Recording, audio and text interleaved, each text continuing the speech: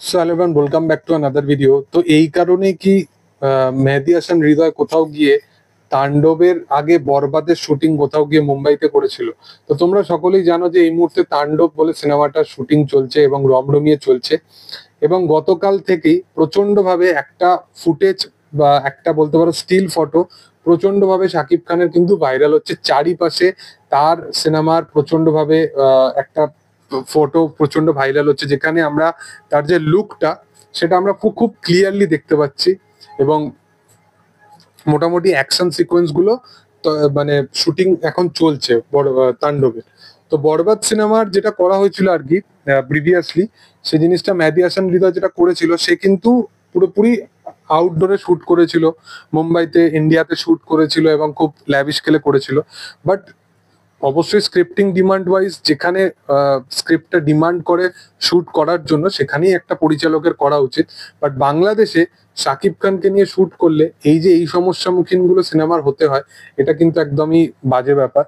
কারণ তোমরা জানো যে একটা কমার্শিয়াল সিনেমার ক্ষেত্রে, আমি জাস্ট এক্সাম্পল সহ তোমাদেরকে বলতে চাই যে একটা কমার্শিয়াল সিনেমার একটা ক্লিপ, একটা ফুটেজ বা একটা ফটোগ্রাফি বা একটা লুক ভাইরাল হয়ে যাওয়া কিন্তু বিশাল যে সারপ্রাইজিং ফ্যাক্টরটা একটা অডিয়েন্সের জন্য বিশালভাবে কিন্তু সেই সারপ্রাইজিং এলিমেন্টটা কিন্তু নষ্ট করে দেয়।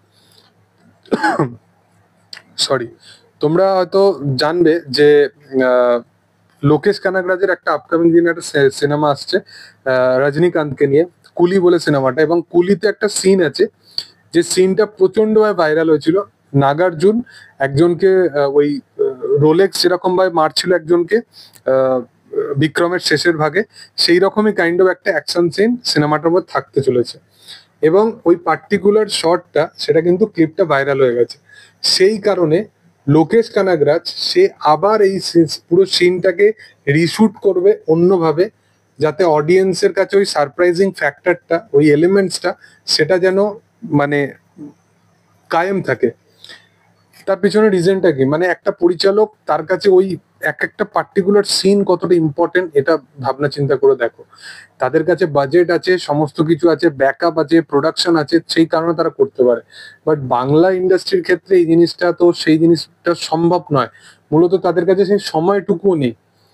সিনেমাটা খুব তাড়াতাড়ি নিয়ে আসতে হবে, সিনেমাটা তারা শিফটিং ওয়েতে শুট করছে, একজন স্টান্টম্যান তার মানে প্রাণ চলে যায়, র মেটেরিয়ালে শুট হচ্ছে। তো এত কিছু জিনিসের মধ্যে তাদের এত কিছু বলতে পারো যে প্রিকশন বা সিকিউরিটি মেনটেন করা সম্ভব নয়, বা তাদেরকে বারবার রিশুট করাও সম্ভব নয়।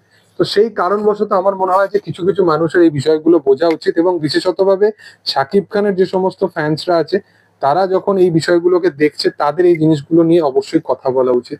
এর বিষয়ে আমি আর কিছু বলতে চাই না। যাই হোক, তোমাদের কি বক্তব্য এই বিষয়টাকে নিয়ে সেটা তোমরা অবশ্যই কমেন্টে জানাতে পারো। ভিডিও ভালো লাগলে অবশ্যই লাইক, শেয়ার এন্ড সাবস্ক্রাইব করে দিও। Thank you all, by.